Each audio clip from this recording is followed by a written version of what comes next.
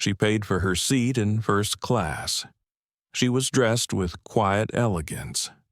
Her name was Dr. Amara Collins, founder of one of the most innovative education tech companies in the country. But as she stepped onto that flight, a white passenger claimed her seat, and the crew took his side.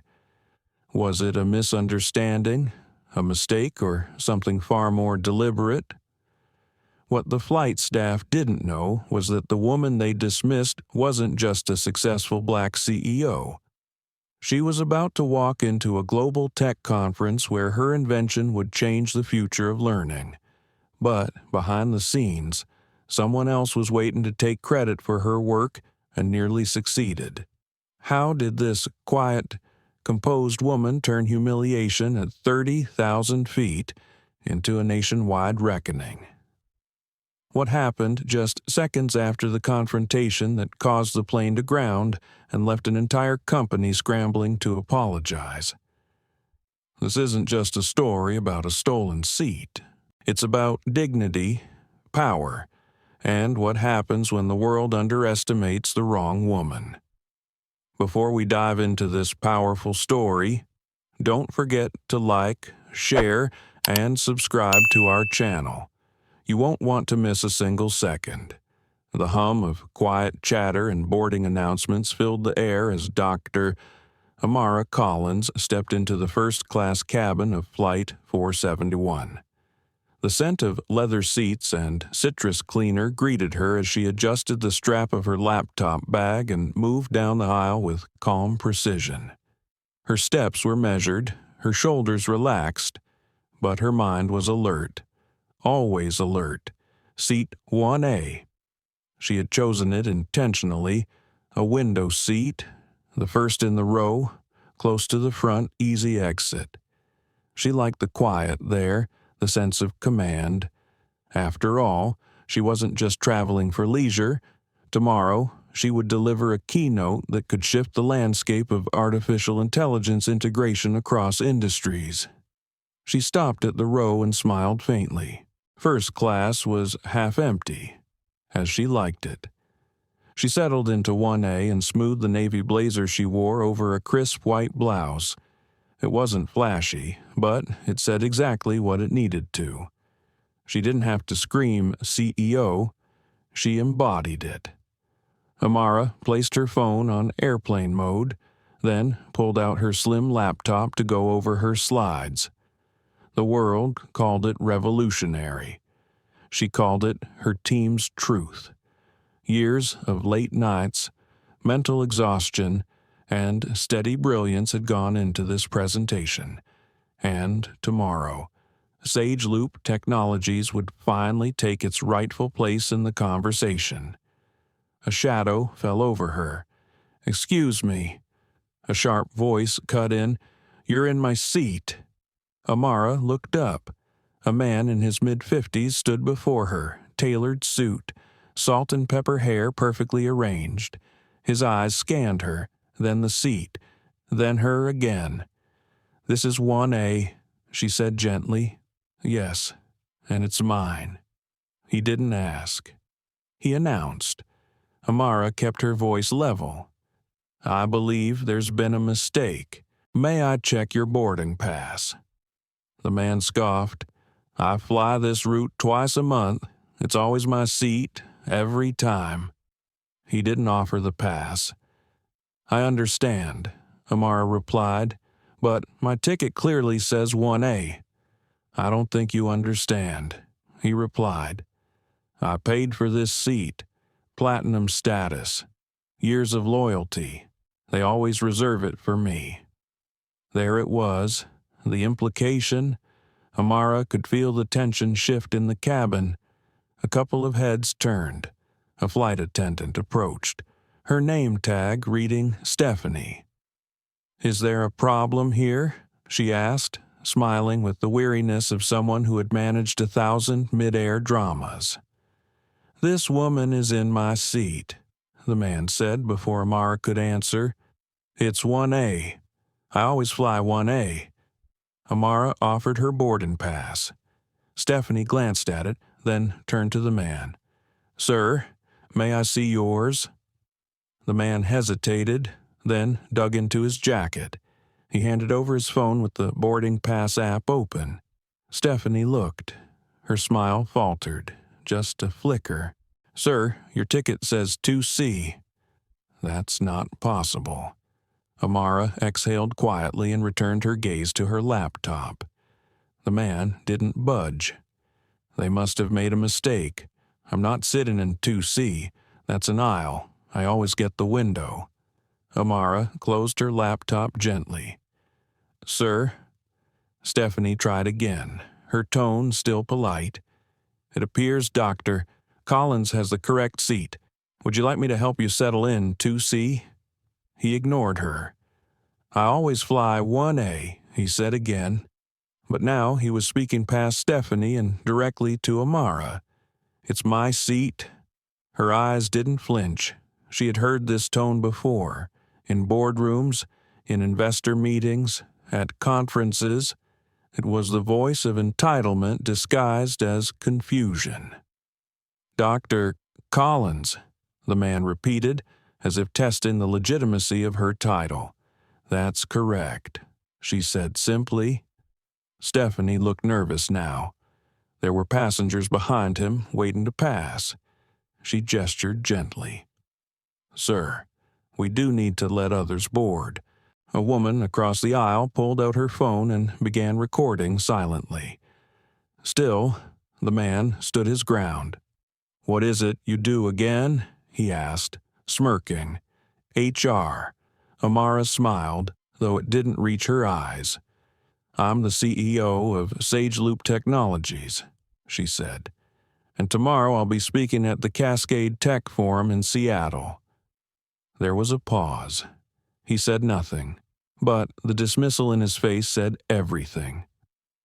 Amara had learned long ago that in rooms where power was expected to look a certain way, her very presence was often seen as an anomaly to be corrected. This man wasn't just arguing over a seat, he was refusing to believe she belonged in it. Stephanie turned back to Amara, uncertain. "Would you like me to call the captain?" Dr. Collins. Amara looked directly at the man and nodded once. "Yes," she said. "I think that would be wise." The man looked stunned. He opened his mouth, but no sound came out. Stephanie gave a quick nod and stepped away. Amara picked up her laptop again. Not to work, she had memorized the presentation anyway, but to anchor herself. What bothered her most wasn't the confrontation. It was the flicker of doubt she had felt, the tiny voice that had whispered, "Just move. It's easier." But she hadn't, and that mattered. The cabin grew quieter as more passengers boarded. Careful not to interrupt the scene unfolding in the front row, a few whispered to each other. Most kept their eyes straight ahead. After a few minutes, the cockpit door opened and a man emerged. Tall, with a firm step and silver edges at his temples, his presence commanded instant attention. "Good afternoon," he said, his voice deep and smooth. "I'm Captain Raymond Ellis." "What seems to be the issue?" Stephanie quickly explained. The man, Nathan Prescott, as his bag tag revealed, repeated his claim. Captain Ellis listened, then asked for both boarding passes. He reviewed them carefully. Then he looked up. "Dr. Collins is correctly seated in 1A, he said with clarity. "Mr. Prescott, your seat is 2C, but I understand," the captain interrupted, not unkindly. "But today, your seat is 2C.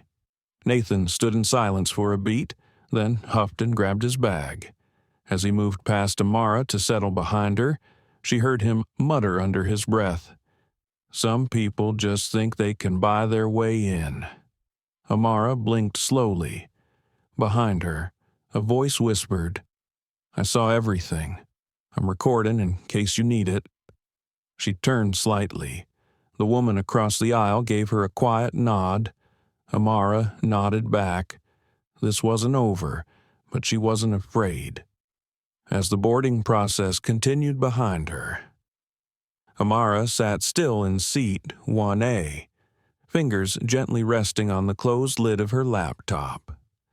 The scent of lavender oil she had dabbed on her wrist earlier in the day mingled faintly with the cabin air. Her chest rose and fell in slow, deliberate breaths, outwardly composed. Inwardly, she could feel the old storm rising. It was a familiar pressure, one she had learned to manage in the quiet moments between conflict and resolution. The kind of pressure that built in faculty meetings when her ideas were attributed to others. The kind that whispered in crowded elevators when she was the only one not greeted. And, most of all, the kind that settled like lead in her stomach when someone questioned her presence in spaces she had rightfully earned. Nathan Prescott's muttered insult still lingered in the air behind her. She had caught the meaning clearly. Some people just think they can buy their way in. The irony wasn't lost on her. Amara Collins had bought nothing. She had earned everything. Every sleepless night as a doctoral student at Columbia, every small yes that followed a string of painful no's, every day she walked into boardrooms as the only black woman in the room and still managed to lead. The cost had been high, but the currency was never money. It was patience, grace, and restraint. She adjusted the hem of her blazer, brushing invisible lint from her sleeve. Her gaze flicked toward the aisle where Nathan now sat in seat 2C, legs crossed aggressively, fingers tapping his armrest. He hadn't looked at her since the captain left, but his energy was pointed, heavy with resentment. Amara reminded herself to stay above it, not because she had to, but because she had chosen to. There was power in calm. Still, the doubt crept in. Would the crew have defended her if the captain hadn't intervened? Would the truth have mattered if the other passengers weren't watching? What if there hadn't been someone recording? She turned to her window and exhaled slowly. That question always haunted her. How many injustices went unseen, unrecorded, uncorrected? How often did silence win because the cost of speaking up was just too high? She remembered a moment 5 years earlier. A closed-door strategy meeting, 8 executives, 7 white men. She was the 8th chair, the only woman, the only black voice. She had spent weeks preparing a strategic roadmap for a product relaunch. She walked in with confidence, data, and clarity. She never finished presenting. Halfway through, a VP interrupted her to ask about coffee options. Another chuckled and redirected the conversation. No one intervened. No one brought them back to her work. 30 minutes later, one of the executives repeated her idea almost verbatim. Applause followed. She had smiled, nodded, and wrote everything down in silence. Later that evening, in the privacy of her hotel room, she'd cried for 20 minutes. Then, she opened her laptop and rewrote the roadmap for launch. It succeeded anyway. That was her revenge. Now, in seat 1A, she felt that same twinge, but she refused to cry. Instead, she focused on her breathing, on her purpose, on the fact that by tomorrow the world would see the work of her team. The AI framework they had built, human-centered, adaptive, ethically coded, would shift how industries from education to healthcare could deliver their services. It wasn't just about efficiency, it was about equity. And yet, here she was, still fighting for her seat before she could fight for her vision. A flight attendant passed by and paused with a polite smile. "Would you like anything to drink before takeoff? Dr. Collins, just water." "Thank you," Amara replied with a slight nod. The woman returned moments later with a chilled bottle and a paper napkin folded neatly beside it. Amara offered a quiet thank you and resumed her reflection. The aisle had finally cleared, boarding completed. The intercom pinged. "Ladies and gentlemen, this is your captain speaking. I'd like to welcome you aboard Flight 471 to Seattle. We are currently waiting for final clearance from ground control. Estimated flight time is just under 6 hours. Sit back, relax, and thank you for flying with us." A quiet murmur of acknowledgments rippled through the cabin. Seatbelts clicked, window shades were adjusted, screens glowed to life, but Amara didn't move.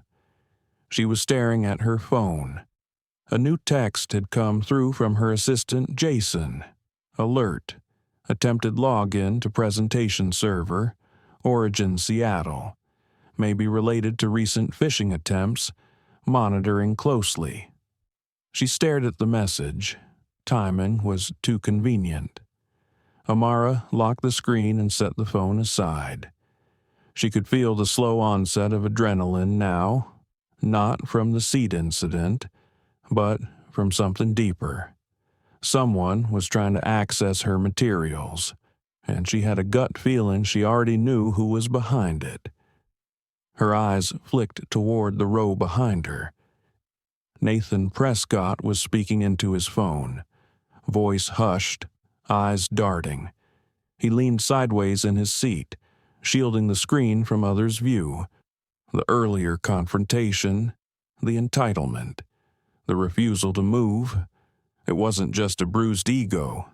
It was a tactic. She reached for her laptop again and typed out a message to Jason. Possible link between incident on plane and server breach attempt. Passenger name Nathan Prescott. Can you run a background check? She sent it, then closed the device. Her mind was no longer on the AI summit. It was on strategy. Moments later, a folded napkin appeared on the edge of her tray table. Amara looked up. The same woman from across the aisle was watching her quietly. She opened the napkin. It read, "I saw how he looked at your screen earlier. He leaned toward you while pretending to adjust his bag. I think he was trying to see what was on your laptop. I have it on video if you need it." Amara looked up again. The woman gave a soft nod. "Thank you," Amara mouthed. Her throat tightened slightly, not from fear, but from something gentler. The unexpected kindness of a stranger, the quiet solidarity of another woman who had seen too much to pretend not to notice.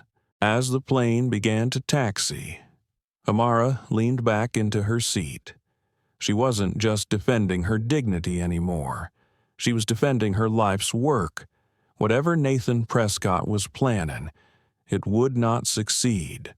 Not this time. Not on her watch. The plane had reached cruising altitude. The low hum of the engines, rhythmic and steady, filled the cabin with a kind of white noise that usually soothed Amara. But not today. She stared at the seat back in front of her, fingers gently pressed together in her lap, her mind turning over every detail of the last hour. The confrontation, the muttered insult, the suspicious glances toward her screen, her assistant's text, the note from the woman across the aisle. None of it sat right. She had always trusted her instincts. They were how she'd made it this far. Now they were telling her that what happened with Nathan Prescott wasn't just a coincidence or a case of arrogance. It was deliberate, and it wasn't over. She turned slightly and stole a glance back at him. Nathan was reclining now, headphones in, eyes closed.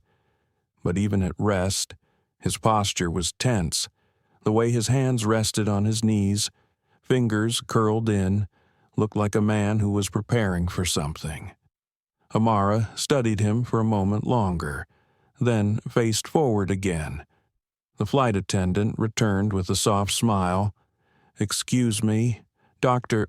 Collins, the captain would like a brief word with you when you're available."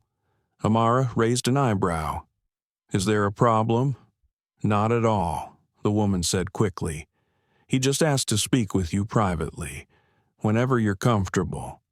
Amara nodded and rose quietly, smoothing her blazer. She followed the attendant toward the front galley, where the cockpit door stood just slightly ajar. The attendant knocked twice, then opened it fully. Captain Raymond Ellis turned from his seat and gave her a warm smile. "Dr. Collins," he said, rising slightly from his chair. "Thanks for taking a moment. Please, step in. You can stand here." The space was tight, but not uncomfortable. Amara rested her hands along the doorframe. The captain waited until the door was fully shut before speaking. "I recognized your name the moment I saw it on the manifest," he said. "SageLoop, right?" "That's right," Amara replied, surprised. "I read about your work in Wired last month. You're doing some incredible things. Dr. Collins, that adaptive learning platform your team's developing, groundbreaking stuff." She felt her face soften with the compliment. "Thank you, Captain. That means a lot." He nodded. "I just wanted you to know that we've filed a note about the seat incident. Not just to log it, but because it didn't sit right with me. I've seen that kind of thing before. It's never just about the seat." Amara's chest tightened slightly, but she nodded. "I appreciate that." Captain Ellis leaned back slightly in his seat. "When I started flying, I was often mistaken for cabin crew, or asked where the real pilot was. These days, people are more subtle, but not by much." Amara gave a quiet smile. "People assume a lot about who belongs in the cockpit, or the boardroom, or seat 1A. He added with a knowing look. A short silence passed between them. Not awkward, but full. One of those shared pauses between people who've spent a lifetime walking the same edge. Captain Ellis shifted gears. "Are you okay to continue the flight? If you'd rather relocate, we could speak to no." She interrupted gently. "I'll stay right where I am." "Good," he said. "You earned that seat, every inch of it." She thanked him again and stepped out, her mind whirling just a little faster. The captain's recognition wasn't just comforting, it was validating. She had grown used to being unnoticed or underestimated. Being seen without having to explain herself felt like a rare kind of grace. As she returned to her seat, she noticed the woman across the aisle was watching her again. The passenger gave her a small, knowing smile. Amara nodded back, grateful for the silent support. She settled in, then pulled her phone from the seat pocket. There was a new message from Jason. Confirmed Nathan Prescott, Senior VP at Bravura Bank. No direct tech ties, but he's on the board of Virion Dynamics. Amara stared at the name. Virion. Her jaw tightened. Virion Dynamics had been circling her company for years. They had floated vague partnership ideas, offered buyout packages, even attempted to poach one of her lead developers last year. But none of that had worked. And now Nathan Prescott, a man on Virion's board, was sitting behind her on a flight to Seattle, interfering with her seat, on her presentation screen, and just so happened to be present during a failed breach of their system. She typed quickly. "Jason, pull all media of today's interaction from public sources. Also, reach out to our legal team. I want to confirm IP logs from our presentation server. Timestamp everything." He replied immediately. "On it." Also, one of the flight passengers uploaded a video of the seating incident. Already getting shared. Amara stared at the message, then let out a quiet breath. She hadn't asked for this spotlight, but maybe it wasn't a bad thing. Visibility, after all, had power. And now that power was shifting, she closed her eyes for a moment. She wasn't trying to prove anything to Nathan Prescott, but if he had thought she would be intimidated, he had badly misjudged her. As she sat back, the flight attendant returned with a fresh bottle of water. "You're handling all this with remarkable grace," she said gently. "Just so you know." Amara smiled politely. "Grace is a practiced art." The woman nodded. "I'll be nearby if you need anything." Amara opened her laptop again, this time to something else entirely. Not her slides, but her journal file. She began to type, not for an audience, but for herself. "Today reminded me that no matter how high we climb, someone will always try to knock the ladder out from under us. But I didn't fall. I never do. Not because I'm immune to it, but because I've built something stronger underneath me." She paused, then wrote another line. "My team, my vision, my voice. These are not gifts. They're earned legacies, and I'll protect them like I protect breath." She closed the journal and saved the file. Behind her, Nathan stirred in his seat. His phone screen lit up, and he began texting furiously. She didn't need to see what he was writing. She already knew the play. Amara glanced at her wristwatch. 3 hours until landing. 3 hours until she stepped into Seattle. 3 hours until everything changed.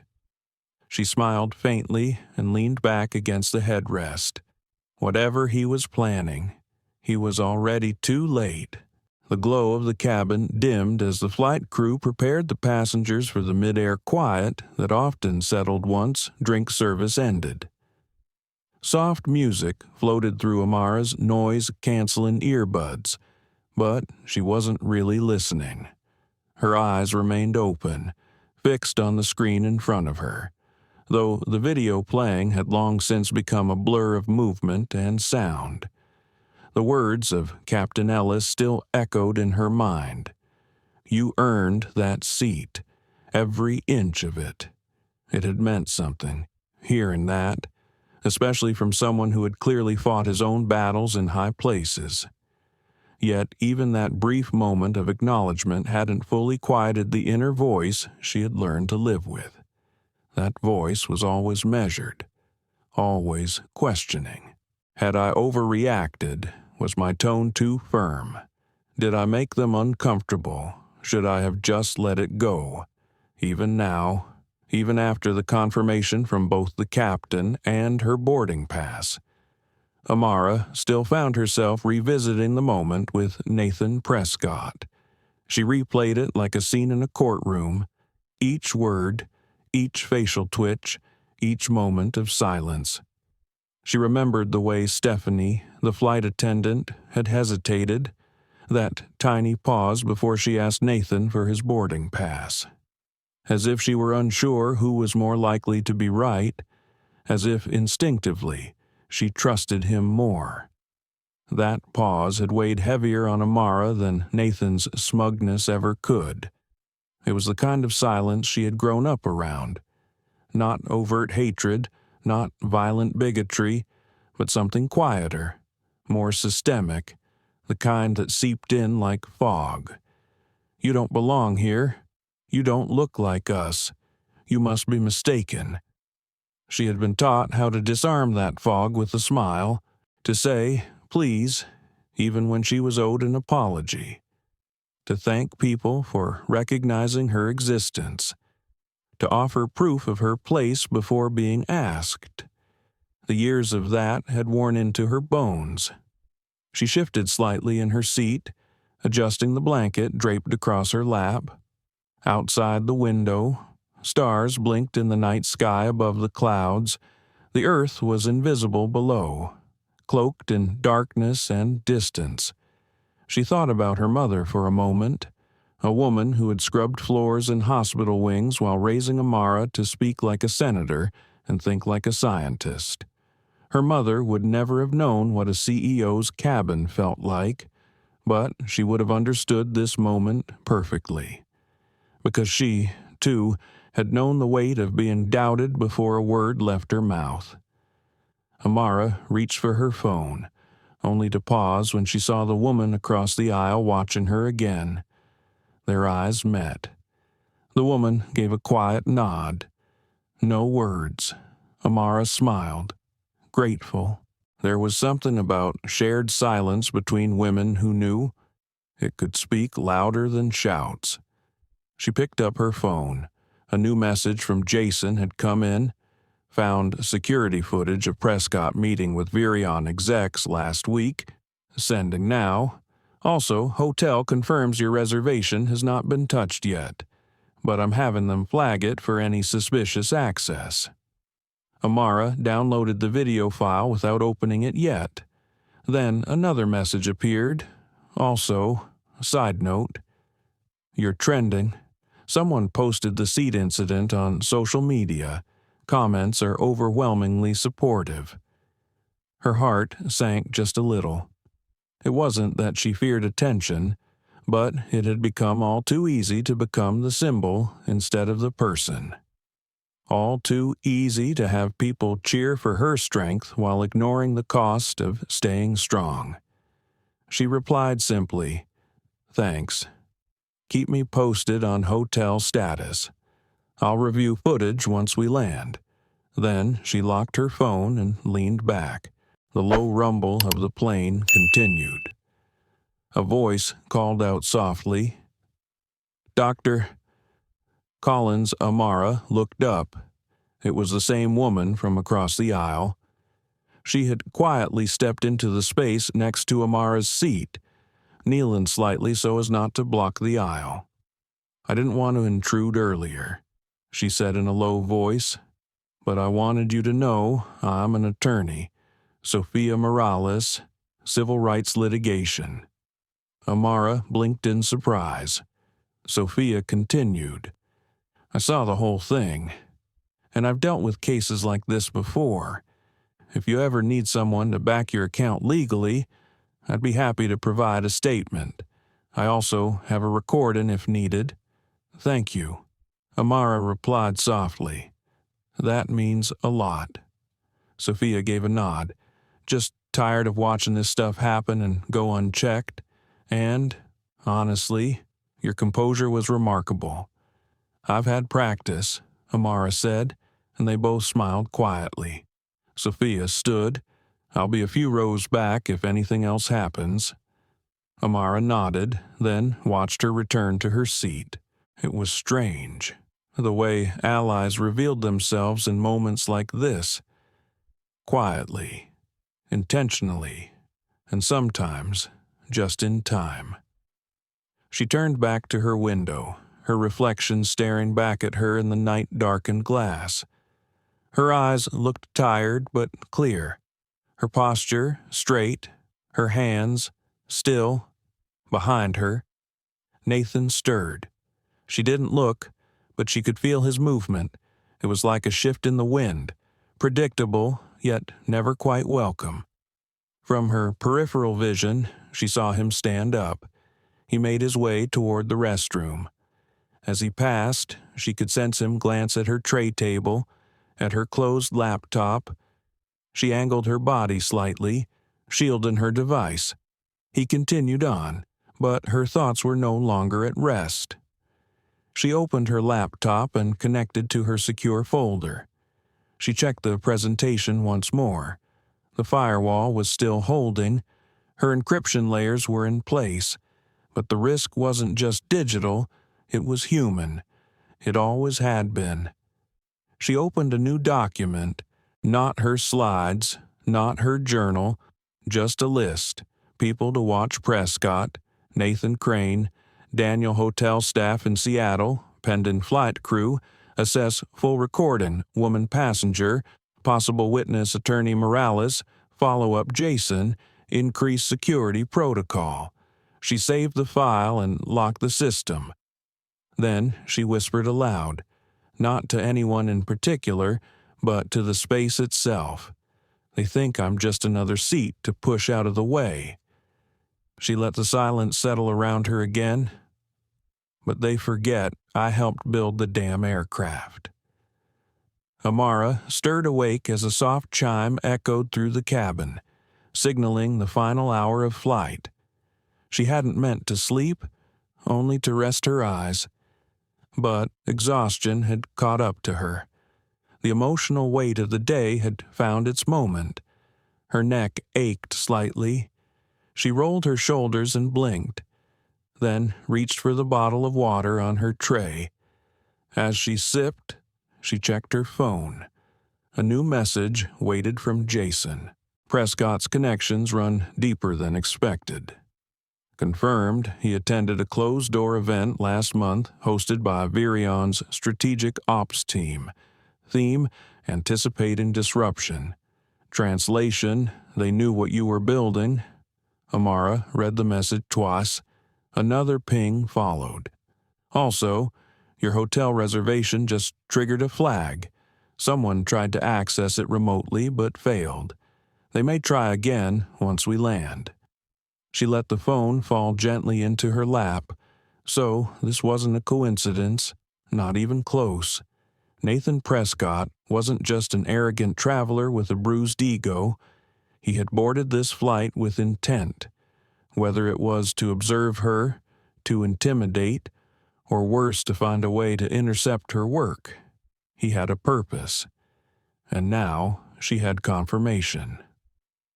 Amara looked behind her just as Nathan emerged from the restroom. His eyes swept the cabin, briefly pausing when they met hers. For a second, he held her gaze, then broke it quickly and returned to his seat. She turned away, not because she felt threatened, but because she had seen what she needed. Something more calculating lay behind his composed face. His earlier outrage, his refusal to move from her seat, those were distractions.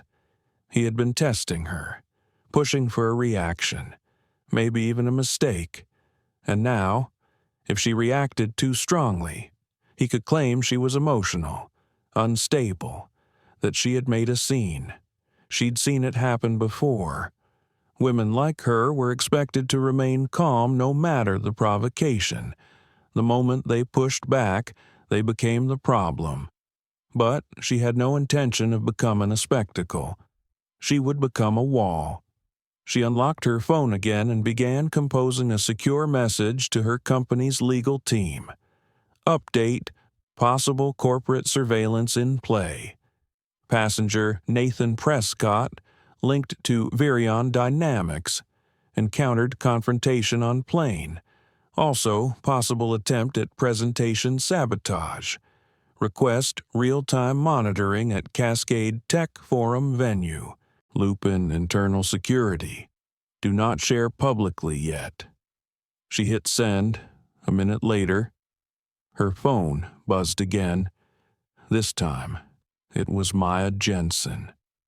Amara remembered the young journalist from earlier in the flight. Maya had briefly introduced herself while boarding. She had stayed silent since, but Amara had noticed her eyes watching, documenting. Hi, Dr. Collins. Hope I'm not overstepping. I just wanted to say I witnessed the seat incident earlier. I also recorded parts of it, including the moment the captain intervened. I'm flying to Seattle to cover the tech conference, and your company is one of the featured sessions. Amara typed back carefully. Thank you. Maya, I appreciate the message. Yes, I remember you. This has been a challenging flight. Maya responded immediately. If there's anything I can do, on or off the record, please don't hesitate to ask. Stories like this happen too often. Most never make it past the aisle. Amara stared at that last line for a moment. She thought of her mother again. Of all the things that had happened quietly in grocery stores, at job interviews, on sidewalks and school campuses, so much history that never made the headlines, yet shaped entire lives. Then she thought of the headlines that did matter, that could push conversations forward. And she wondered if this moment was one of them. "Thank you, Maya. I may reach out." She closed the message and looked around the cabin. The lights had dimmed. Some passengers were sleeping, others reading. Nathan was flipping through a newspaper. Sophia Morales, the attorney, was jotting something in a small leather notebook. Even in stillness, there was movement. And beneath the surface, there was more. Amara pulled out her journal, not the digital one, the actual book, navy blue cover, gold-rimmed pages. She opened to a blank sheet and wrote slowly, her pen gliding across the paper. "What do they fear? Is it the work itself, or the fact that someone like me leads it?" She paused. "Do they think if I disappear, the ideas go with me? Do they think replacing the messenger will rewrite the message?" Her pen hovered. "They don't understand. The vision is shared. It's alive now, bigger than me, and it doesn't need permission to be heard." She closed the journal and exhaled through her nose. Outside, the faintest hint of dawn was starting to lighten the edge of the horizon, a thin line of gold beneath the darkness, a visual metaphor she couldn't ignore, the beginning of light, but only if you were looking for it. The pilot's voice came over the intercom. "Ladies and gentlemen, we'll be beginning our initial descent into Seattle shortly. Local time is 6:12 a.m. Please make sure seat backs and tray tables are in the upright position. Cabin crew will be coming through for a final check." Amara put away her journal, finished her water, and folded her tray. She stretched her arms lightly, shook out her fingers, then sat straight again. Her mind was clearer now. Jason's text had confirmed her instincts. Sophia's offer had secured her witness. Maya's message had opened a path for truth. Now, all she had to do was land. From here, the game would no longer be subtle. It would be public. It would be professional. And it would be hers to control. The landing gear engaged beneath them with a soft thud. Passengers began stirring. Some reached for overhead bags. Others rubbed sleep from their eyes. Flight attendants moved quietly up and down the aisles. As they made their final approach, Amara closed her eyes for one last moment. She thought not of retaliation, but of restoration, of setting something right, not just for her company or her name, but for the women watching, for the employees following, for every young black girl who had been told she was too much for some rooms and not enough for others. This moment would not define her, but what came next, that would. The wheels touched down with a soft jolt, a subtle rumble echoing beneath the cabin floor as Flight 471 completed its descent into Seattle. A few passengers applauded out of habit, and the overhead lights flickered to full brightness as the captain's voice came through the speakers once again.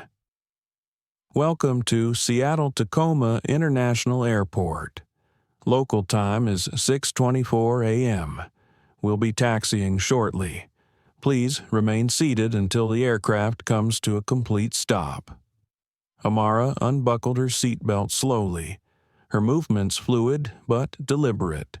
Her body was still tired, but her mind was sharp. The fog of travel had cleared. Now, it was time to move forward. Nathan Prescott remained seated just behind her, flipping idly through his phone as if the flight had been uneventful, as if he hadn't tried to humiliate her, as if he weren't connected to a company plotting to derail her work. She did not look back at him, not anymore. Instead, she collected her things, tucking her laptop securely into her bag and slipping her leather notebook into the side compartment.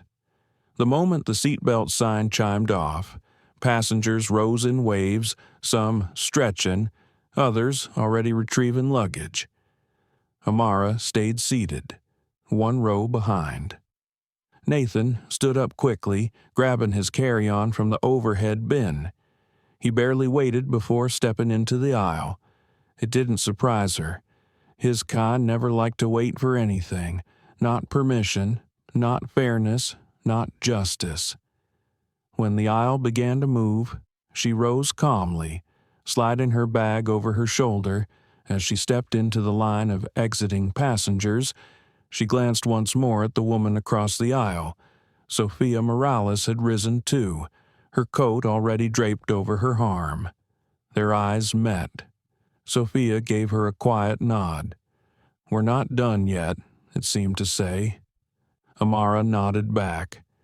Once off the plane, the terminal opened up like a sea of movement and sound. People rushed toward connecting flights, stood clustered near arrival boards, or crowded cafes desperate for coffee. It was the morning chaos of air travel in full form. But beneath the noise, Amara felt a different energy, purpose. She walked briskly, confident in her stride, passing gate after gate toward the main terminal exit. Behind her, she could hear Nathan's footsteps too close for coincidence. He was on the phone again. Voice low, sharp. She couldn't make out words, but she didn't need to. The rhythm of his voice told her everything. This wasn't over. She exited through baggage claim, where a car service driver held a sign with her name on it. Before she approached him, her phone vibrated in her coat pocket. A message from Jason. 2 things. First, footage you asked for shows Nathan entering Virion's Seattle office just 3 days ago. Time-stamped. I've got it backed up in 3 places. She smiled slightly. And second, Maya Jensen just texted me. She said she wants to speak with you face-to-face. Says it's urgent. Amara's eyes scanned the crowd instinctively. And then she saw her. Maya stood near a coffee kiosk, wearing a tan trench coat and holding her phone in one hand. When their eyes met, she stepped forward quickly. "Dr. Collins, thank you for taking a minute," Maya said, breath slightly rushed. "I know this might be a lot for right after a flight, but I think you need to hear this." "Go ahead," Amara said. "I overheard Nathan at the gate before boarding. He was talking to 2 men, both dressed in suits. He was speaking in code, but he kept repeating the words intercept, redirect, and leak." Amara's brow furrowed. Leak. That was the word that stuck with her. There were too many ways that word could become dangerous when intellectual property was involved. "I wasn't going to mention it until I was sure." Maya continued. "But when I saw him watching you, the confrontation over the seat, and the way he kept checking your screen during the flight, it all clicked. You're not just witnessing something," Amara said. "You're in it now." Maya nodded. "And I'm not going to sit on the sidelines. If you're open to it, I'd like to write this story not as gossip, but as truth. Something people need to see. It's about more than one flight. It's about patterns, systems." Amara exhaled slowly. Her heart wanted to say yes immediately, but her mind considered the risks. "Let me think about it," she said.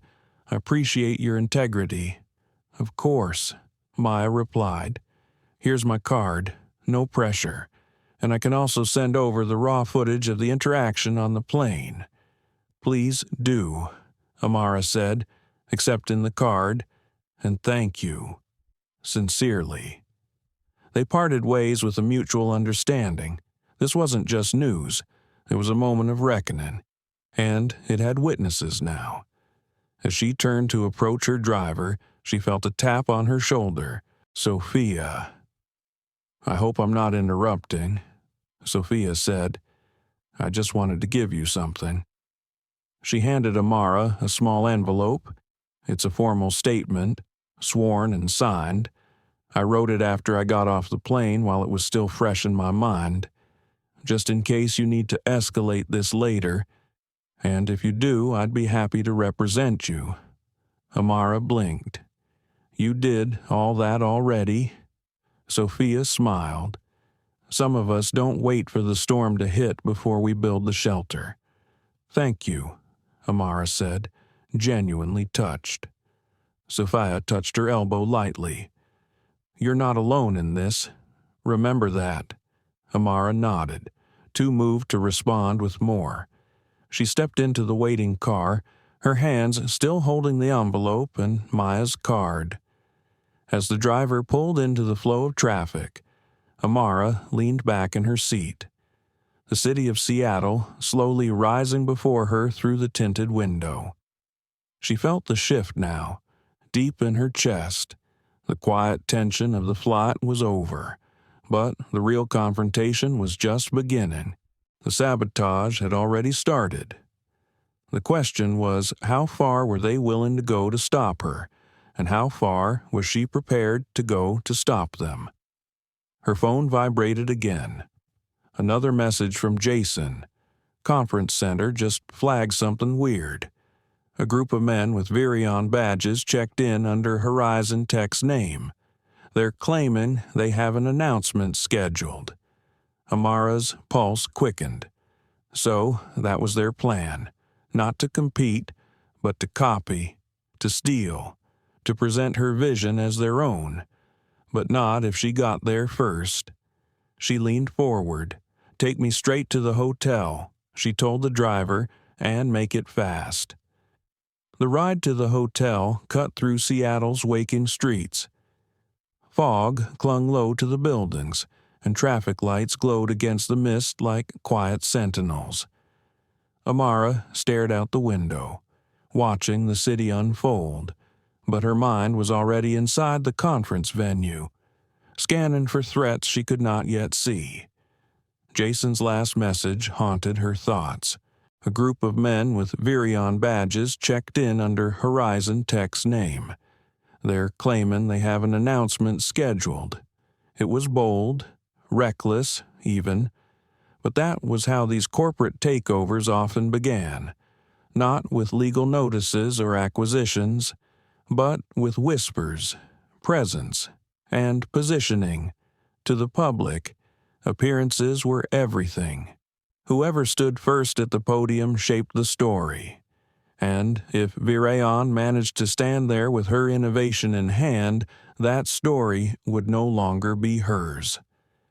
The car pulled into the circular drive of the Hyatt Cascade. The bellman opened the door, but Amara didn't wait. She stepped out, heels clicking firmly against the pavement, her leather tote looped tightly over her shoulder. Inside the lobby, the air was warm and scented with cedar. Check-in was smooth. Jason had already confirmed the room and added an alert to notify them of any unusual access. The front desk attendant greeted her with careful politeness. But Amara was in no mood for charm. She took her key card, nodded once, and made her way toward the elevator. Her suite overlooked the sound, but the view barely registered. She dropped her bags on the sofa and walked straight to the desk. The first thing she did was pull up the conference schedule. There it was. Main ballroom, 10:30 a.m. Horizon Tech presentation, Future Learning Platforms. Her breath caught in her throat. That was her title, her project, her proprietary concept, and Horizon Tech didn't exist, at least not as a registered company. It was a shell, a placeholder, which meant Virion wasn't just trying to disrupt, they were trying to erase her. Amara immediately opened her secure folder and launched the backup copy of her full presentation.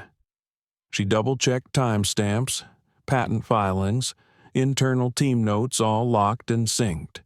Every detail was watermarked with her team's name, her own authorship clear. She forwarded the files to Jason with a note. "We're going to need legal presence on site, and a statement prepared." Then she stood still for a moment, staring at the screen. Why did they always think she'd stay quiet?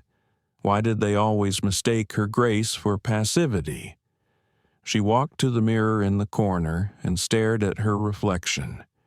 Her eyes were tired but focused. Her curls framed her face in soft coils, and her expression had settled into the look her team recognized all too well. Determination. Not anger, not fear. Just the resolve of a woman who had been here before and refused to lose herself in the fire. She changed quickly into a fitted charcoal suit with a crisp white blouse and minimal gold jewelry. Her grandmother's pin, an antique compass, rested near her collarbone. She'd always worn it on the days that mattered, and this day would matter. At 9:45, she walked into the conference venue. The Cascade Innovation Center buzzed with energy. Attendees streamed in, wearing badges and carrying coffee, glancing at brochures and digital signage. Excitement hummed in the air. She scanned the room. There they were. 3 men in tailored navy suits stood near the entrance of the main ballroom. One of them, tall, with reddish-blonde hair and a stiff jaw, was Nathan Prescott. He didn't see her at first, but the moment their eyes met, she saw the flicker of something he hadn't shown before. Unease. He turned away quickly, whispering something to the man beside him. They began moving toward the doors. Amara didn't hesitate. She walked straight to the event coordinator's desk. "Excuse me," she said calmly. "I need to speak with your lead organizer. Now." The woman blinked, startled by Amara's tone, but nodded quickly. "Yes, of course. Let me get her." Moments later, a woman in her mid-40s with dark-rimmed glasses and a tablet under her arm approached. "Dr. Collins," she said, "we're honored to have you here." "Thank you. We have a problem," Amara said. "Someone is impersonating my company. My scheduled talk has been hijacked by an entity that does not exist and is represented by individuals not on the attendee roster. If they step on that stage, you're enabling intellectual property theft, and I will pursue full legal recourse." The woman blinked, her face flushed. I wasn't aware." "You are now," Amara interrupted. "I need access to the stage, and I want my original session reinstated." Jason called at that exact moment. "Put me on speaker," he said. Amara did. "This is Jason Hill, legal advisor for SageLoop Technologies. We've confirmed documentation proving Dr. Collins' ownership of the materials listed under the Horizon Tech session.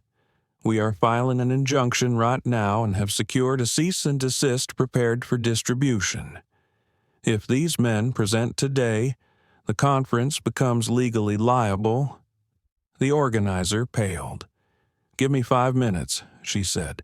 "I need to make a call."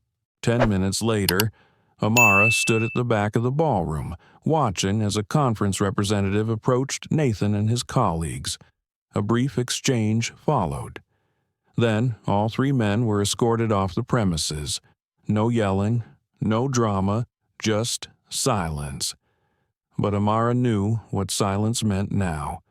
It meant power was shifting. She checked her watch. 10:20 a.m. 10 minutes to speak, 10 minutes to reclaim her story, 10 minutes to plant the truth back where it belonged. She stepped onto the stage with quiet purpose. As she reached the podium, the crowd fell silent. She took a moment, letting the weight of the room settle, letting her presence speak before her voice did. "Thank you for being here," she said, her voice steady. Before I begin, I want to take a moment to acknowledge something important. Earlier today, an attempt was made to present This Work My Work under a false name and without consent. It didn't succeed. And I want you to understand why. Because behind every line of code, every data point, every design choice, there is a team that believes in something bigger than profit or praise. There is a woman who has fought to be heard not because she enjoys the fight, but because staying silent costs more. She paused, and the silence felt full. Today's talk is not just about technology, it's about voice, and what happens when people believe they can take what you've built and call it their own. She opened her presentation. Let's begin. As the lights dimmed and the first slide illuminated the screen behind her, Amara Collins stood tall at the podium.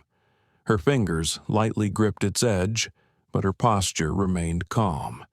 The packed ballroom sat in silence. Rows of eyes focused on her. There was no music, no dramatic introduction, just her voice and the truth. What I'm about to share with you today is not a product of chance, she began. It is the result of thousands of hours, late nights, moments of failure, small victories, and a team of brilliant minds who dared to ask what if education didn't have to leave people behind. A subtle murmur passed through the crowd. Amara clicked to the next slide, revealing a complex data visualization of adaptive learning pathways. The diagram shimmered with interactive layers, reflecting the real-time personalization SageLoop's platform could provide. This is not artificial intelligence for the sake of novelty, she said. This is intelligence designed for humanity. We call it Cirrus, and its goal is not just to teach, but to understand. She paced slowly across the stage, her voice steady but never cold. Each word was chosen with precision, each pause deliberate. She wasn't here to impress, she was here to reveal. We have piloted Cirrus in underfunded school districts, veteran training programs, and continuing education for working mothers. What we've learned is this: when people are seen, when learning adjusts to their needs, the outcomes don't just improve, they transform. The screen displayed before and after comparisons, test scores, engagement rates, graduation statistics, but it wasn't just numbers. Faces filled the screen next, smiling students, grateful teachers, a young man in a wheelchair who had re-entered college, a woman holding a child while earning her first professional certificate online. Amara's voice softened. This is what innovation looks like when it listens, when it reflects the world it seeks to serve. Then her tone shifted slightly, her stance grounding itself deeper. But today, someone tried to take this work and place it behind a curtain. Someone believed they could wear a false badge, walk onto this stage, and present years of blood and sweat as if it were theirs. Silence. She let it hang, not to stir pity, but to clarify power. I'm not here to name them. I'm here to show you why they failed. She turned to the audience fully, because authenticity is not a feature. It cannot be stolen. You either live it or you don't belong in the room. Applause erupted, not thunderous, not wild, but steady, grounded. It was the sound of respect. Amara nodded once and returned to her slides. The rest of the presentation moved like water-smooth transitions, insightful commentary, a narrative arc that felt less like a pitch and more like a mission. She spoke about future plans, ethical safeguards, collaborative networks with schools and communities. At one point, she paused and looked toward the back of the room, where Maya Jensen stood holding her camera steady, Their eyes met. Maya smiled, and something in Amara's chest lifted. This moment was no longer about defense, it was declaration. When the presentation ended, the crowd rose in unison. A standing ovation. Cameras flashed, phones recorded. Conversations erupted across the room. Amara bowed her head slightly in gratitude, then stepped down from the stage. She was immediately met by the event organizer, who offered her an apologetic handshake and a private room to rest. Amara accepted gratefully. Inside the green room, Jason's voice rang out through her phone on speaker. "That was phenomenal," he said. "They're already pulling Horizon Tech's fake agenda from the site, and Virion just issued a no comment to the press. They always do when they're caught," Amara said, lowering herself into the armchair, her body finally allowed to feel tired again. "You've got a line of media waiting," Jason added. "Maya wants to go first. She said she'd wait for as long as you need." "Tell her 30 minutes," Amara replied. "I just need a moment to breathe." As Jason signed off, the door opened gently. Sophia Morales entered, her coat draped over her arm. "You were brilliant," she said. Amara gave a small smile. "You didn't even know me, and you still gave me the benefit of the doubt." Sophia sat across from her. That wasn't doubt. That was clarity. People like Prescott walk through the world expecting doors to open for them. You build the damn door and then open it for others. They both chuckled softly. "Have you had situations like this before?" Amara asked. Sophia nodded. "Too many, but they rarely get resolved so cleanly. Most women, especially women of color, get silenced, gaslit, or forced to walk away quietly. Not this time. Not this woman." Amara took a deep breath. "My mother used to say that justice takes time, but dignity should never wait. Today reminded me of that." "That's beautiful," Sophia said quietly. A knock at the door interrupted them. It was a staff member with a cup of tea and a message Maya was still waiting. "Let her in," Amara said. A few minutes later, Maya entered, her expression both excited and reverent. "I just want to say," she began, "your presentation, it wasn't just powerful, it was necessary." "Thank you," Amara said. "I'd like to write your story. Not the scandal, not the drama, but you, your journey, your voice. It's the kind of story that changes the narrative for every girl wondering if she's allowed to take up space in rooms like this." Amara nodded. "You have my blessing. But I want one thing clear. Of course, this wasn't about revenge. It was about reclaiming truth. If people only see a fight, they'll miss the lesson." Maya smiled. "Understood." As Maya left, Amara stood once more, walking to the window. The sun had finally broken through the clouds. It lit the city in a golden sheen, warming the pavement, the glass, and the steel below. She touched the compass pin on her collar. Her grandmother had always told her, when you cannot see the path, become the one others can follow. Today, she had done just that. The article dropped before noon. Maya Jensen had moved fast. By the time Amara returned to her hotel room after a whirlwind of interviews, photos, and a debrief with Jason, the headline was already making waves across the tech world.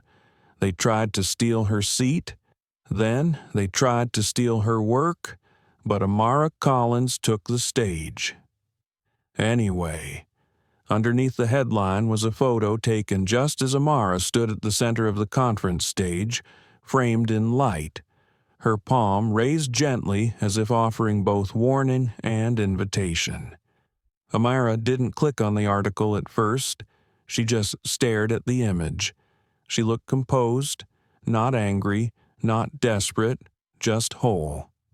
Jason's call came through a moment later. "You've gone viral," he said, barely hiding the grin in his voice. "Everyone's sharing it. People are tagging news outlets, demanding accountability from Verayon, and your inbox, it's overflowing." Amara leaned back against the armchair. Her laptop sat open beside her, already filling with new inquiries, requests, speaking invitations, and support from other women, especially black women, thanking her for standing firm. "Do you know what the most shared comment is?"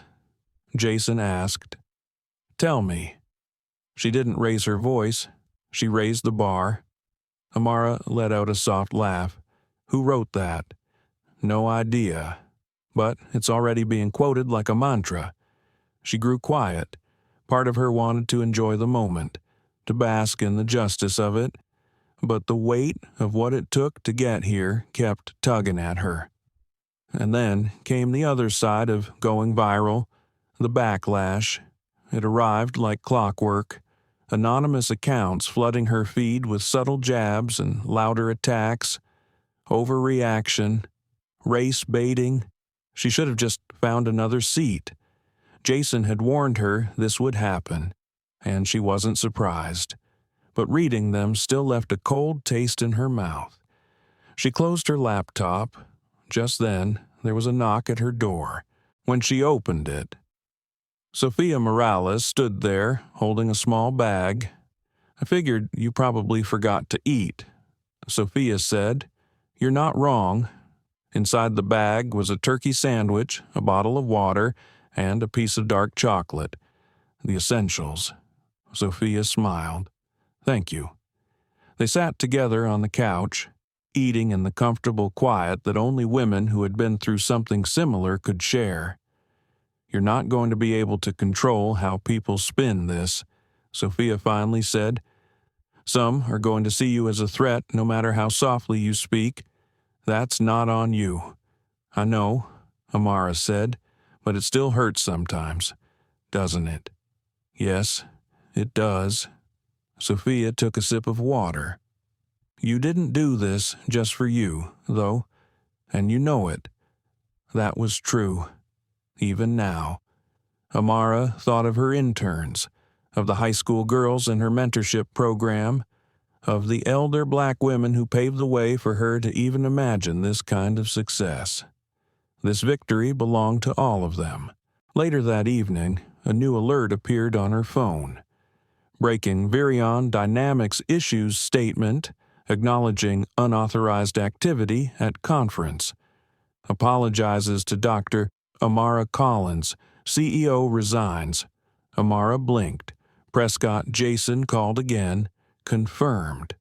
Nathan Prescott just stepped down. They're scrambling for PR damage control. You struck a nerve.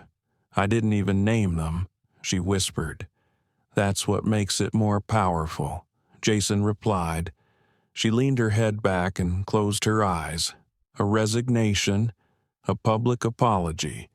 But did any of that fix what had been broken? Did it change the systems that allowed someone like Prescott to almost rewrite her story? No, but it was a start. She opened her journal and wrote slowly, "Truth has no expiration date, but courage, it shows up exactly when it's needed." The next morning, the conference lobby was quieter, but not less electric. Amara had one more session to attend a roundtable discussion with fellow women CEOs across tech, education, and healthcare. When she walked in, the room went still. Then, applause. It wasn't rehearsed, it wasn't even expected, but it was real. She took her seat at the circular table. Across from her sat Ellen Takahashi, a pioneer in telehealth innovation.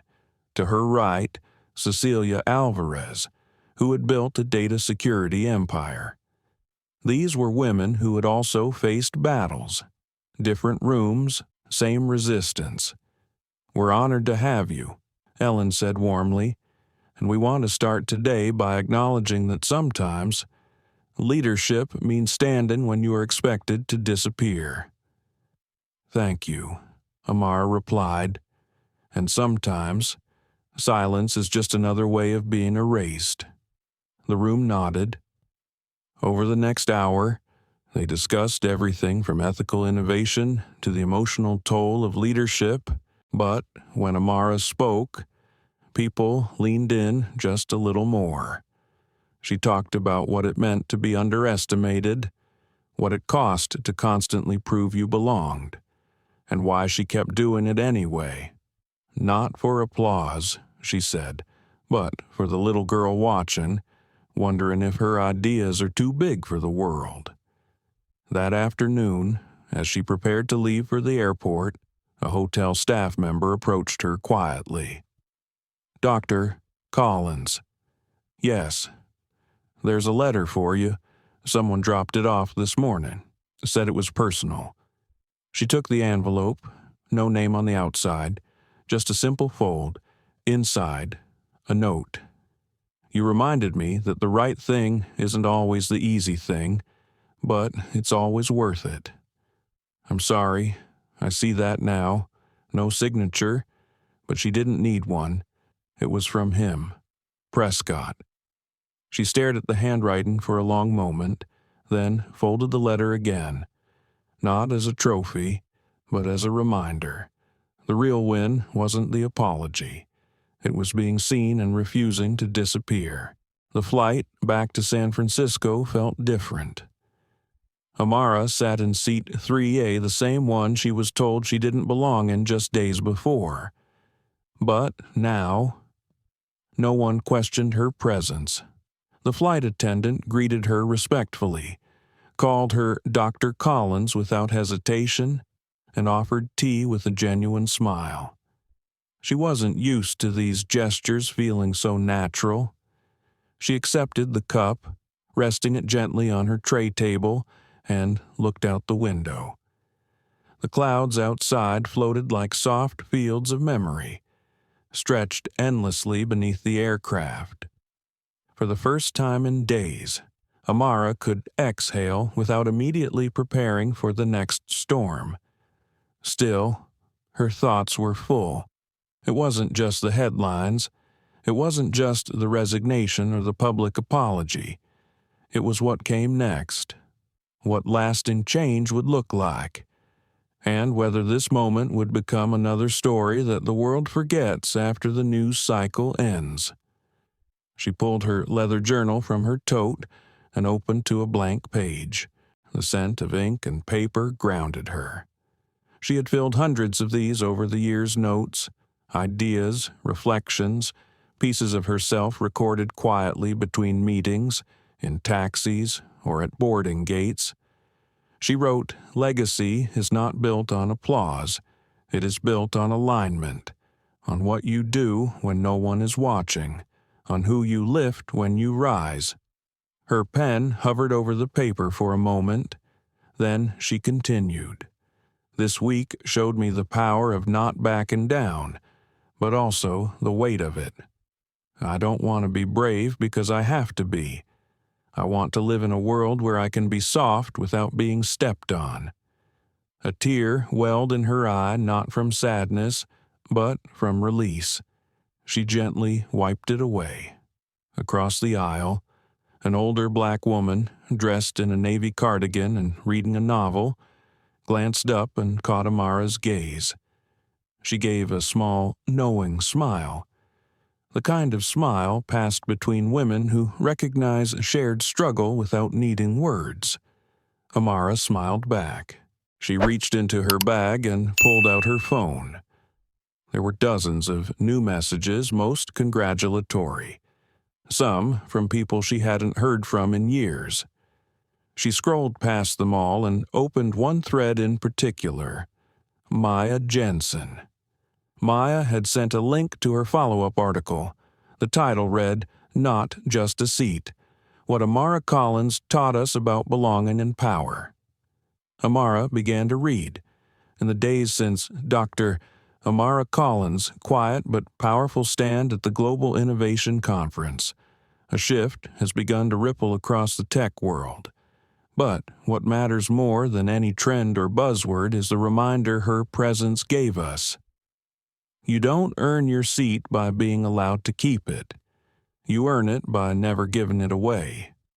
I watched her on that plane, in that conference room, on that stage. She did not shout. She did not demand revenge. She simply held her ground, and in doing so, made space for others.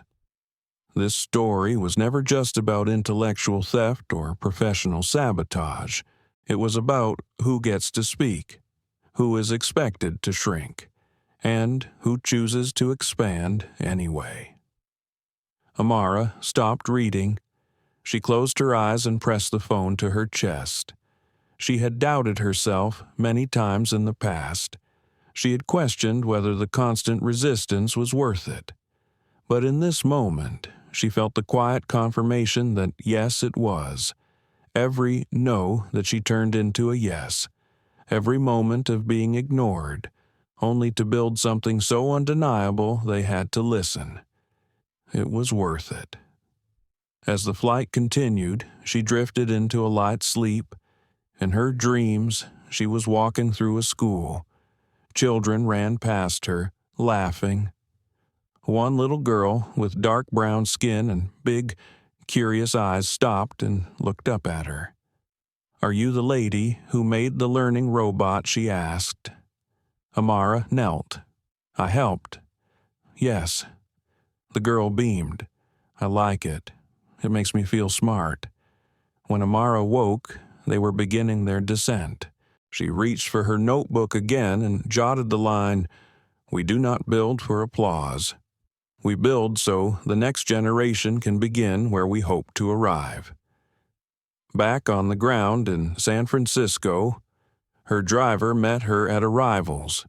He greeted her like an old friend he had driven her to the airport days earlier. "Glad to see you back, Dr. Collins," he said. "You look different." She smiled. "I feel different." As they drove through the city, the late afternoon sun cast golden streaks through the skyline. She saw people going about their day coffee shops buzzing, parents picking up children, joggers crossing intersections, and she thought about all the people who would never hear her story, but might feel its ripple. The teacher who chooses to advocate for her student, the woman in a boardroom who doesn't give up her idea, the airline worker who questions a policy that feels unjust, the little girl who one day becomes more than the world expected. Back at SageLoop headquarters, her team had gathered. They stood in the open concept atrium, waiting as the elevator doors opened and she stepped out. The applause was immediate, not staged, not required, just real. Her lead engineer, Malik, approached with a smile. "You broke the internet," he said. She chuckled, only a little. "You reminded us who we're building this for," he added. "Thank you." She looked around at the faces, diverse, passionate, loyal. Each of them had poured their talents into Cirrus, and today their work had been protected. She walked to the center of the space and raised her voice slightly. "I want you all to know what happened this week wasn't just about me. It was about all of us, our values, our mission, and the truth that innovation without integrity is just noise." They nodded. This wasn't just her win. It was theirs too. As evening settled, Amara sat in her office alone. Lights dimmed, a single candle flickering on the shelf beside her grandmother's compass. The skyline of San Francisco sparkled in the window. She opened her laptop one final time and began drafting a letter. Not to Prescott, not to the press, to her future self. When you start to wonder if you're too much, remember this: you're not. You are the right amount of truth at the exact time it is needed. Keep going." Amara Collins had returned to a steady rhythm at SageLoop. The media storm had quieted. The office buzzed with new partnerships, and schools from across the country reached out with invitations to pilot their learning platform.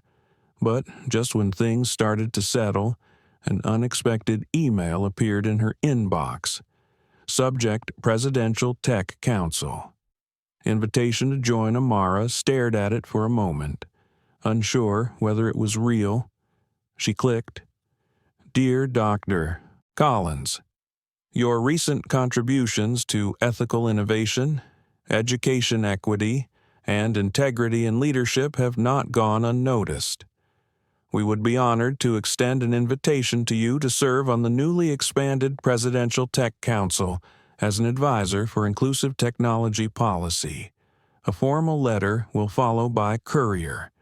This is a preliminary note to express our admiration and our hope that you will consider sharing your vision with the nation. With respect, Ana Jimenez, White House Senior Advisor for Technology and Access." She leaned back in her chair and blinked.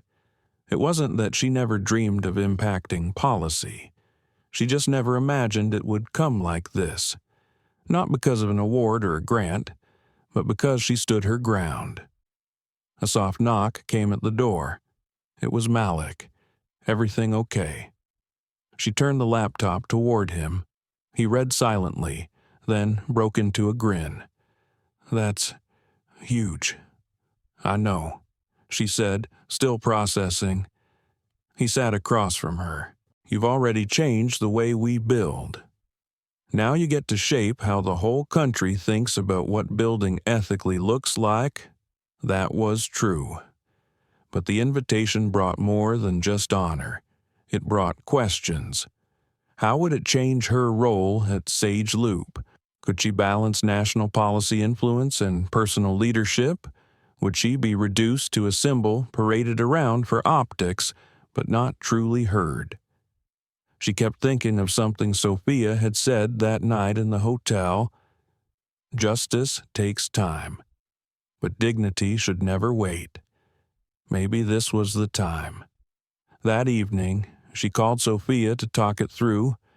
They met at a small cafe tucked away in a quiet corner of Oakland. Warm lights glowed overhead. The smell of cinnamon and espresso filled the space. Sophia listened patiently as Amara shared the invitation. "It's incredible," Sophia said, sipping her tea. "And you deserve it. But you're not asking whether you deserve it. Are you?" Amara smiled knowingly. "No. I'm asking whether I can still be effective if I step into that world." Sophia leaned in. "The question isn't whether the room will change you. The question is whether you trust yourself enough to change the room." Amara nodded slowly. She did trust herself, but she also knew the game. In political rooms, sometimes the loudest voices didn't always carry the most wisdom.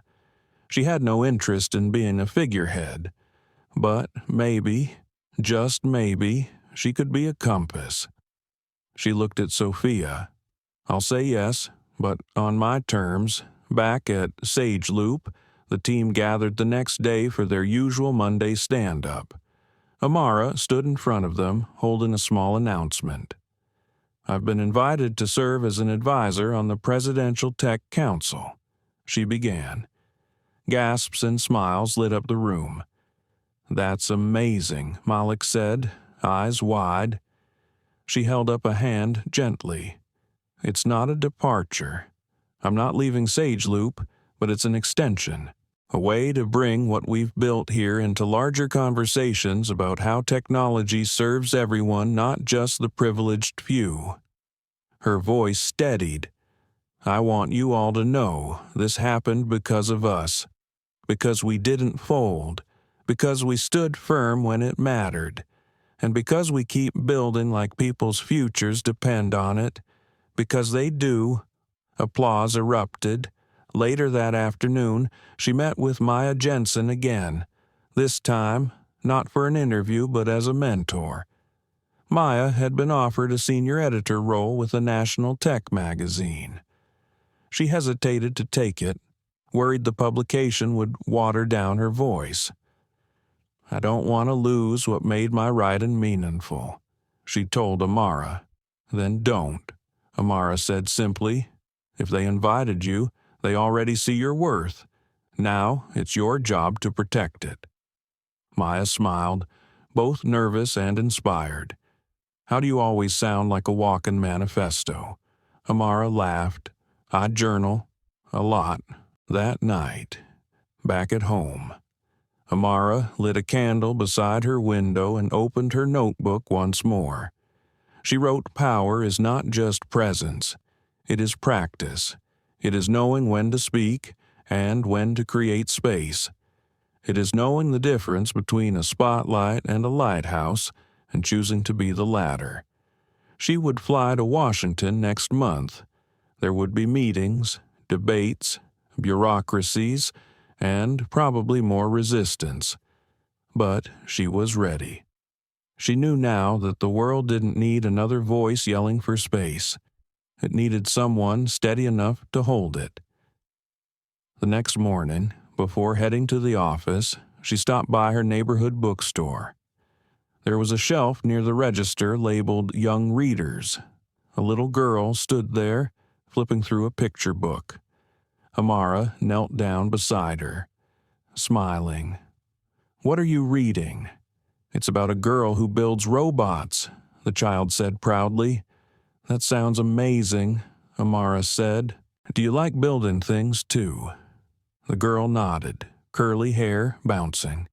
"I want to make something that helps people remember stuff, like if they forget their homework or their dreams."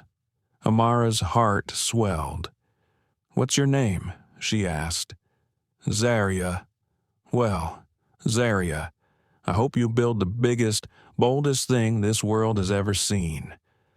The girl beamed, then turned back to her book. As Amara stood and walked to the door, she whispered to herself, "That's why I do this. That's why I say yes." The room was grand but quiet. Mahogany chairs lined the oval table, each one embroidered with the seal of the United States. Sunlight streamed through tall windows onto the polished floors. Everything felt historic, heavy with consequence. Amara Collins took her seat. Her nameplate sat beside representatives from leading universities, major tech corporations, and federal agencies. But she was the only one whose journey to this table had begun, not in a lab or a boardroom, but on a plane, where she was told she didn't belong. As the meeting began, introductions were made. Everyone around her listed titles, patents, institutions. When it was her turn, Amara stood briefly and said simply, "I'm Amara Collins, founder of SageLoop. My work focuses on building technology that learns from people, not just for them." She sat down, calm, whole. As the session moved into policy discussions, it became clear that the issues were as layered as they were urgent. Access gaps, ethical use, bias in AI models, regulation of data. Some spoke in abstractions, others rattled off statistics. But when Amara was called upon to speak, she told a story. She described a girl in Detroit who dropped out of high school because she couldn't keep up with the rigid pace of her online learning program. How Cirrus had later helped her return, graduate, and even get a job in cybersecurity. She talked about a war veteran with PTSD who had retrained through adaptive education, and how the system had not just taught it, had listened. "I believe technology should never be a gatekeeper," Amara said. "It should be a bridge, and right now, we're designing too many gates." Some in the room leaned in, others stayed silent, but no one looked away. After the session ended, A woman from the Department of Education approached Amara privately. "Your words were grounding," she said. "We need that more than we need jargon." "Thank you," Amara replied. Later that afternoon, Amara found herself walking the long marble corridor of the West Wing. Her heels echoed softly. At the end of the hall stood Ana Jimenez, the senior advisor who had first reached out. She greeted Amara with a warm smile. "You did exactly what we hoped and more." "I didn't come to impress," Amara said. "I came to disrupt the pattern." Ana nodded, her voice softening. "You reminded us that equity isn't a charity model. It's a design principle." "Thank you for that." Back at her hotel that evening, Amara sat near the window, sipping chamomile tea. Her journal was open on her lap, but her thoughts were still unwinding. She thought of her mother, who used to tell her, "Never mistake quiet for weakness," of Sophia, who stood by her when things were messy, of Jason, who shielded her when the fire came, of Maya, who used her pen to amplify rather than exploit, of Zaria, who dreamed of building memory machines. She smiled. Her flight home was the next morning. This time, no one questioned her seat. No one challenged her right to be there. She was welcomed with respect. The attendant addressed her by name. The other passengers glanced at her with faint recognition. One young woman even leaned over and whispered, "I saw your story. You inspire me." "Thank you," Amara said, her voice gentle. "Keep showing up." During the flight, she gazed out at the clouds and let her mind drift not to the next meeting or the next fight, but to a deeper question. What if she started something more? Not just a company, not just a movement, a coalition. She pictured an alliance of technologists, educators, community leaders, each one dedicated to rewriting the narrative of who gets to create, who gets to lead, and who gets to belong in spaces of power. She jotted a single phrase on a napkin, the Access Accord.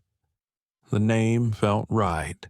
When she landed in San Francisco, the familiar city lights blinked a quiet welcome. She walked through the terminal with ease now, the same one where, not long ago, her dignity had nearly been stolen, but not anymore. As she exited, Sophia was there, waiting beside a black sedan. She waved, smiling brightly. "Back home or back to work?" Sophia asked playfully. "Both." Amara laughed. In the car, Amara shared her idea about the coalition. Sophia listened carefully. "That's not just a good idea." She said, "That's legacy work." Amara gazed out the window, feeling a deep calm settle into her chest. This wasn't just the end of one journey. It was the beginning of another. When she walked into the SageLoop office the next day, a surprise waited. The team had created a mural on the wall by the atrium. It was subtle but powerful, an outline of Amara's silhouette, painted in deep blue, filled with handwritten messages from the team. "You taught us to ask why, not just how. You made us believe that leadership could feel like listening. You turned silence into strategy." Amara stood quietly, moved. Then she turned and picked up a marker.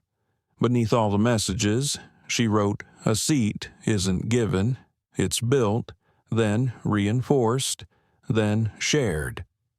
Everyone clapped softly. Later that afternoon, Maya stopped by with a copy of a book she was compiling, stories of women who had changed the world through small acts of defiance. "You're the first chapter," she said. Amara accepted the book, touched. "You know," she said, "there's a word my grandmother used to say often, umzabenzi.